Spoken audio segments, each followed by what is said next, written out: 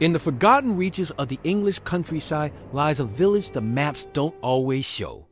A place called Birkwood, just 10 cottages, an abandoned chapel, and a winding dirt path that leads straight into the woods and doesn't come back out. Most people have never heard of it, and the ones who have don't talk about it. But there's one thing every resident knows: a rule. Simple, absolute, and passed down through generations. If there's a knock at your door after dark, don't answer it, no matter what. I came across Birkwood while researching vanishing rural settlements, places swallowed by time or by something else entirely. There wasn't much online. No census records after 1989. No satellite images after 2015. Just a single post on an obscure urban exploration forum. We stayed one night in Birkwood. There's something wrong with the doors. That was it.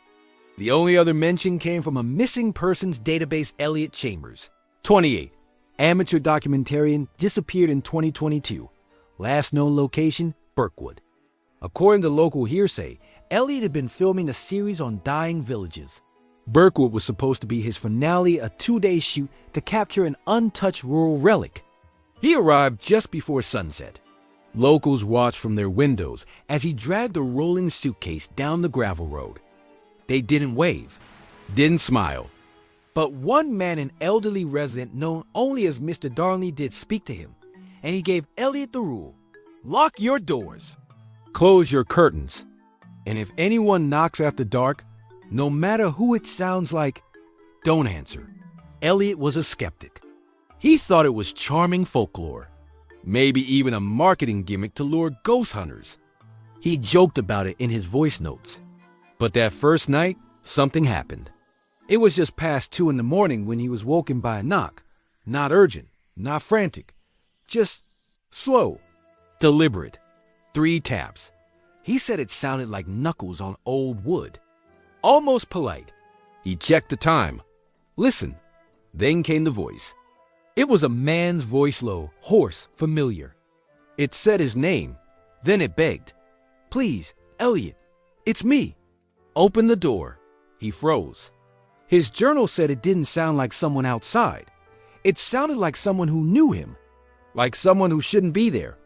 He stood up, took a step toward the door, then another, but he remembered the warning. He stayed back. For 10 full minutes, the knocking continued. The voice changed from a man to a woman, then to a child, then to someone who sounded exactly like him, then silence. The next morning, he asked about it. Only one villager would speak. They told him the story the rest refused to repeat. It began in 1847, when a mine collapse took 23 lives. For weeks, families reported hearing voices outside their homes, voices of the dead, begging to be let in. At first, they thought it was grief, echoes, madness, until the disappearances began. The rule was born from blood, and the thing behind the knock was named in hushed tones: the borrower. It doesn't force its way in. It can't. It needs permission. It needs you to open the door. It doesn't knock like a monster. It knocks like someone you love, someone you trust, someone you die to save, because it borrows what it needs: your voice, your memories, your face. And once it has that, it waits. On his second night, Elliot made a mistake. He wanted proof, evidence, something to explain what he'd heard. So he didn't lock the door. And this time, when the knock came, he heard his mother's voice, not distorted, not fake, perfectly clear. She was crying. She said she was lost, cold, that she needed to come inside. He stepped closer, reached for the handle, and then the voice outside screamed. But it wasn't her scream. It was his. The exact sound he'd made the night before, when he'd stubbed his toe in the dark. What happened next is still debated. By morning, Elliot was gone. His things remained. Camera gear still recording. Laptop untouched. The door was closed. Unlocked. Locals said nothing. Just shook their heads. One muttered, "Should have kept the rule." 2 weeks later, his brother retrieved footage from a cloud backup. It was fragmented, corrupted, but one clip stood out. A still shot of the front door, nothing unusual at first. Then a knock, and a voice, "Please, it's me. Don't leave me out here." Then silence, and in the faintest reflection of the window, a shape, not a person, not exactly. Just a tall, pale blur-like skin stretched too thin over something moving underneath. It didn't knock again.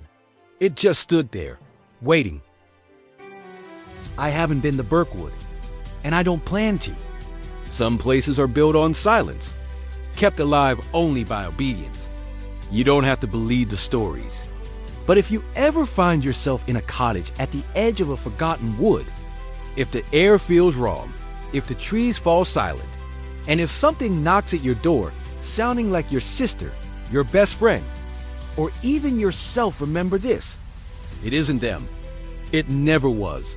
And if you open the door, you're already gone.